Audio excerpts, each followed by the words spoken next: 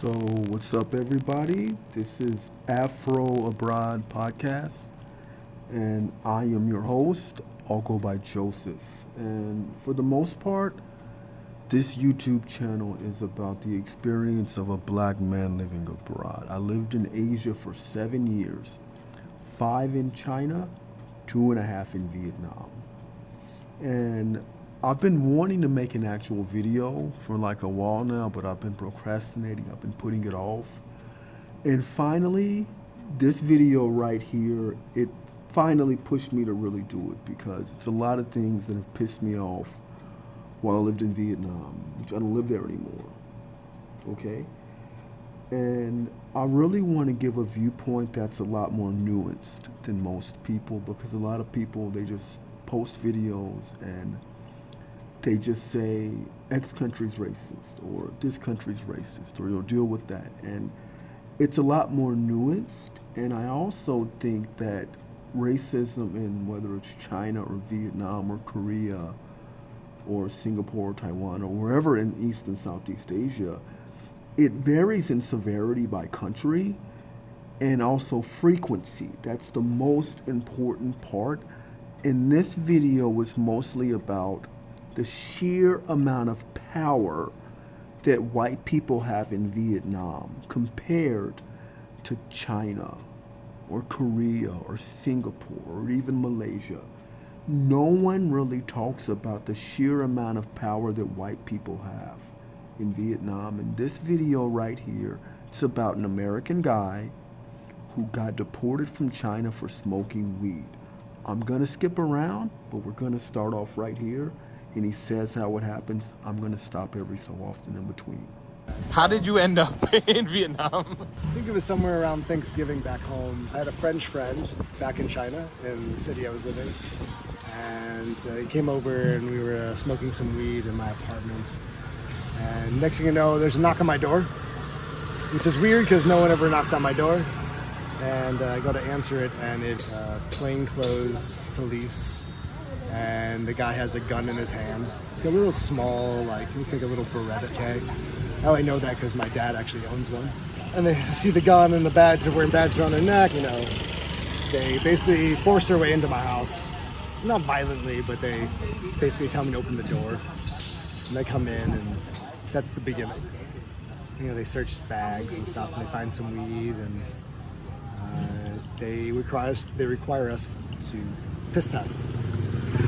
Go into the bathroom with one of the police officers, and I pee in a cup, and they drip it on the little tester, like little home tester kits, you know. Comes back positive, obviously, and that's it. It's time to be arrested. So everything that he just said is pretty standard in China if someone gets caught with drugs. Okay? It's pretty standard. If you ever go to China, don't do drugs. Don't do it, don't do it, don't do it. You can even get in trouble for testing positive. So you could have smoked some weed in Thailand or in America or in the Netherlands. It's perfectly legal there. But you go back to China and you test positive, you will get in trouble for it. You will get deported for it. But he was actually consuming marijuana in China. And of course, he got arrested for it. How did they find that he was smoking weed? I don't know.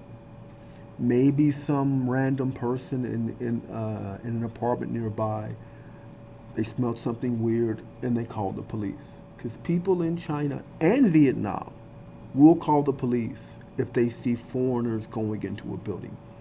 This has happened to me in Vietnam multiple times. I don't smoke weed though. But I went over girls' houses and people called the police on me for being over their house. And they searched the girl's house for me. Twice. One time in District 8 in Saigon, and one time in Go Vap in Saigon. We're going to continue this video now. I have a dog at this time. And I said, hey, I need to get someone to take care of my dog. And I called my friend to come over, and they were getting a little upset because they were taking too long. My friend lives about 20 minutes away, so as they're taking me out to the car, my friend shows up, and he goes and gets my dog, and Then they take us off to the police department. For some reason, I don't know if it was because I'm a foreigner, but they left me in handcuffs. I had my handcuffs on from the moment I left my apartment till the moment I got to the detention center. At least 24 hours. So I had to sleep in the jail cell. They separated us, me and my friend. All the other prisoners or people they arrested, no one else had handcuffs but me. And they wouldn't sit near me. They were afraid of me. It was really kind of... The other like Chinese prisoners. Yeah. Like no one, like I wasn't there for anything violent, but they kept me in handcuffs. No one else had handcuffs. I thought that was a little bit weird, but it is what it is. So afterwards, they take us out to discuss the charges. Before that, they take pictures of you, do the whole picture process. And like in China, it's really interesting. Like they like to shame you.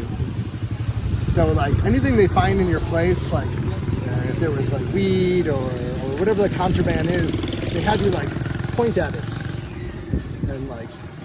and then take a picture of you pointing at the thing that was illegal or wrong. Are you kidding me? No. So he's saying this is about shame? Not really. This is not about shame. This is about, like I said before, getting a picture of them, a propaganda piece. They can post it online. They can post a picture of a white dude or an African, if it was black or whatever, and they can say, hey, foreigners are bringing drugs into our country, and they can post it online and they can put out some stupid ass propaganda piece about how they're protecting Chinese people. So shame a little bit, but it's more so about propaganda. That's what it's about. Yeah. And I found this to be a little, I wasn't shamed. I didn't feel shame. So for me, it was no big deal, but I tried not to laugh while it was happening because it was so kind of hysterical to me. So wait, just paint the image for me real quick. You're in your house. There's a Chinese police officer or a few of them taking pictures of you with their cell phone. Oh yeah, well they're taking pictures, all that stuff, videoing everything there. But when I get back to the police station, Okay. they collect all the evidence and they take you into a room where they take your photo. They have you, fill up a card, right? Yeah. With information, with your positive drug test and all that, and that's your shaming. And then whatever you have, they have you point to it, saying and they take a picture of you pointing at the thing that you did wrong. They do that here in Vietnam as well. So if they have it on a table and they have you sit in front of it like, I'm sad, I'm being shamed, but as being an American, we have no shame. So for us, it's I was like, this is a little silly. I don't know your code. I only use the fingerprint. I don't remember the code because I tried breaking into my cell phone. I had an iPhone, and when they gave it to me, it said too many times trying to enter it. They said, "Oh, we need your code," and I was like, "I don't know my code." They're like, "What do you mean you don't know your code?" I only use the fingerprint. I don't remember the code because I never use it. And they were trying to get into my phone to get all my contacts. Because from what I understand is they really tried to bust everyone below you, all the users, not so much the dealer. At least that was my understanding. So I wouldn't let him in my phone. Now this is either really stupid and ignorant or very smart. If he's a drug dealer, this is smart. Okay? But if he was just smoking weed and he bought from a dealer, the best thing you can do is cooperate and fuck everybody else over. Because at this point, you're more important than them. So later on in this video, he says that he got sentenced to 21 days in jail. 21 days in jail. And that's actually, that's pretty standard. Sometimes it might be house arrest. At this point, they just want you to get the hell out their country. That's all they want. No more, no less. So he did 21 days in jail. And this is the point of the story when I start talking about the sheer level of white privilege in Vietnam. Because this guy, he is a convicted criminal. He fucked around and found out. He went to China, smoked some weed, got caught, did 21 days in jail, and then when he got out, I won't show it to you, but later in the video, he says that he had 12 days to leave China. In these 12 days, he had already looked online, found an apartment in China, in I believe in Saigon, in District 7, and he had already found a place, already got a visa, arranged all this stuff, all these things in Vietnam, and 8 days later, he's already in Vietnam. But the reason why this is infuriating for me is that a few days ago, a friend of mine told me that this guy got a job at a Korean international school in Ho Chi Minh City with a criminal record. Okay? Now, I say a Korean international school. It is not the Korean international school in Ho Chi Minh City. So do not go and Google KIS. He does not work at KIS. He works at a different Korean international school. But it was so easy for a white to hop up and move to Vietnam with a criminal record and get a job that pays, I don't know, probably $2,500 a month. It pays year round. He gets free lunch. And this same job, they got rid of me. I wasn't going to say there anyway, but they got rid of me after one semester. They got rid of another teacher who was Asian, not Vietnamese, an Asian foreigner. They got rid of a non-white British teacher, and they've pretty much gone all white. Pretty much. And they'd rather hire a criminal than have non-white people there. And the crazy thing is that a lot of schools in Saigon and in Vietnam, they're just straight white only. Okay? And this is not all on Vietnamese people. It's not all on them. They're a big part of the issue.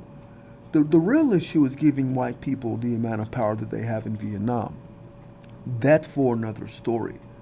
But if you do move to Vietnam as a person of color, and if you're American, British, Canadian, Australian, a New Zealander, or a South African, the deck will be stacked against you no matter how qualified you are.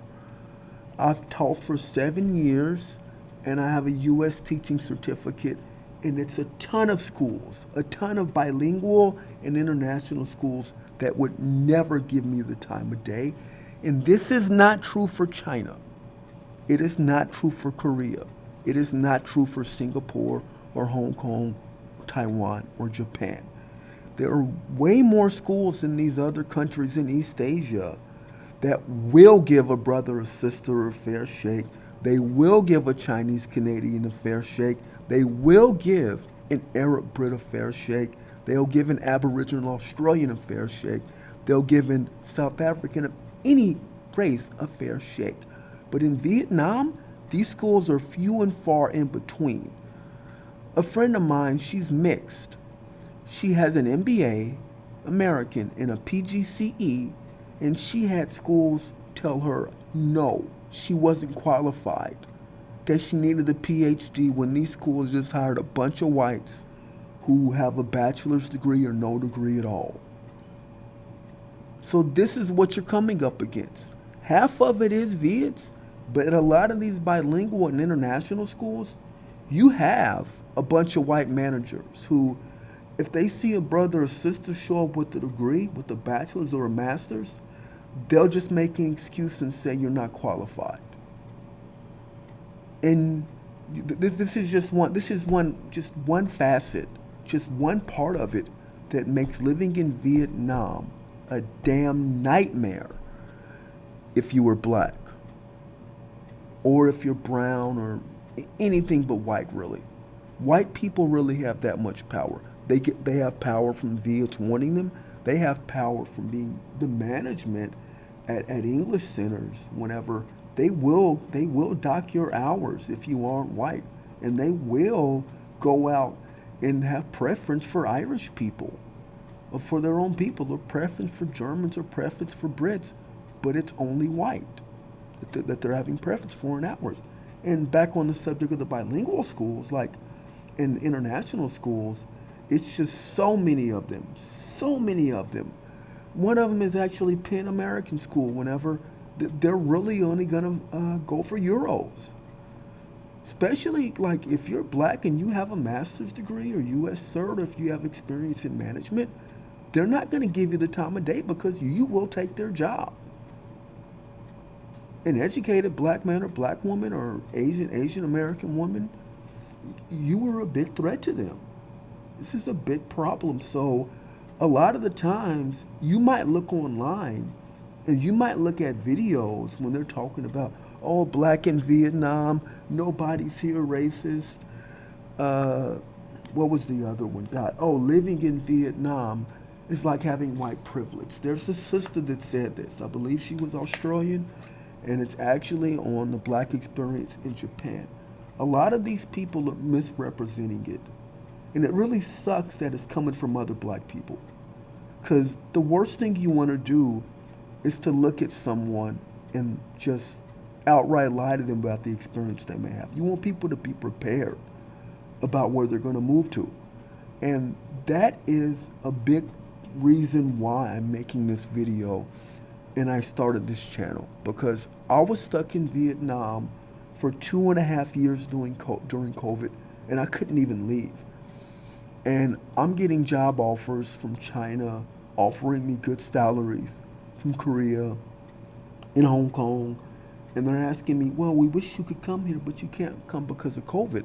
And in Vietnam, I'm applying to jobs and recruiters are just outright blocking me. I sent them a message on Facebook, and basically they see a black face, a bachelor's degree, years of experience, certifications, blocked. Blocked.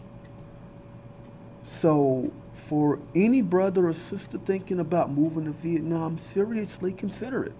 I mean, seriously, like, just think about it. And think about the videos that you're watching. They're offering a completely different misrepresentation. Because for the most part, most jobs, they would look at this white guy and they could even see this video where he actually does have a criminal record, and they would still take him over you. You could have a PhD and all, and you're never gonna get off better than this guy could.